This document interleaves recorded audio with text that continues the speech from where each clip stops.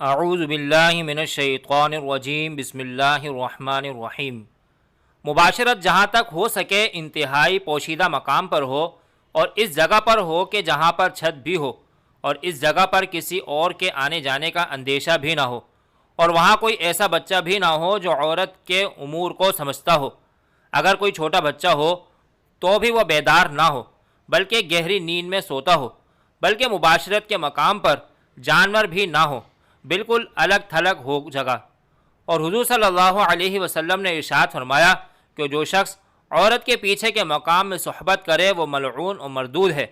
مباشرت دن ہو یا رات ہو ہر وقت کی جا سکتی ہے، مگر بہتر ہے کہ دن کی بجائے رات میں فعل مباشرت اختیار کی جائے۔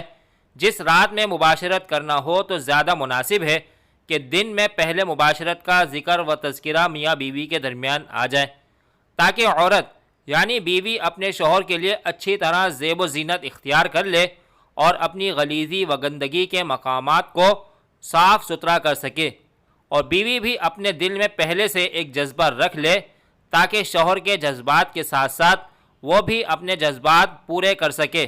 مثلا انزال ہونے میں عورت کے آسانی ہو، کیونکہ انزال دل و دماغ کے خیال و جذبے کے ساتھ جلدی ہوتا ہے۔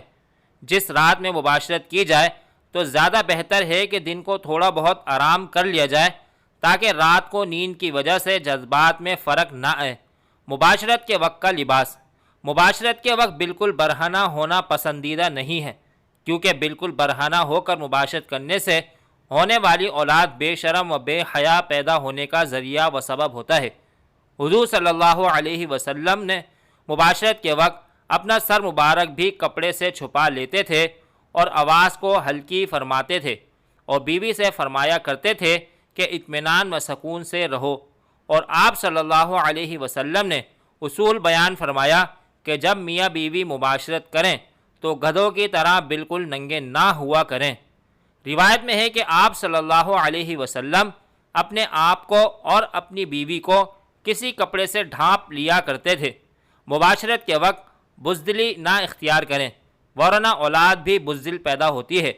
مباشرت کے وقت اپنی بیوی کے علاوہ کسی دوسری عورت کا تصور نہ لائیں، ورنہ شریعت میں گناہ گار لکھا جائے گا۔ بیوی بھی اپنی ہو، تصور بھی اپنی بیوی کا ہو۔ مباشرت کے وقت زیادہ گفتگو نہ کریں، ورنہ ہونے والی اولاد کی زبان میں لکنت گونگا پن پیدا ہونے کا ڈر ہے۔ مباشرت کے وقت قبلہ و کعبے کی طرف رخ نہ کرے کہ اس میں کعبہ شریف کی بے حرمتی کرنے والا شمار ہوگا۔ مباشرت کے وقت شرم گاہ کو نہ دیکھے، اس سے آنکھوں کی کمزوری پیدا ہوتی ہے، اور ہمیشہ شرم گاہ کو دیکھنے سے بھول چوک کی بیماری لاحق ہوتی ہے۔ مباشرت کے وقت دینی و اسلامی کتابوں پر پردہ ڈال دینا چاہیے۔ مباشرت کے وقت کسی بدصورت بچے کا تصور نہ لائیں، ورنہ ہونے والا بچہ اسی صورت کا پیدا ہوگا۔ یہ عجیب عبرت کا واقعہ ہے۔ ایک شخص کے یہاں بچہ پیدا ہوا۔ بچے کا منہ سانپ کی شکل کا تھا اور نیچے ٹانگے کی طرف کا بدن انسانی شکل کا تھا۔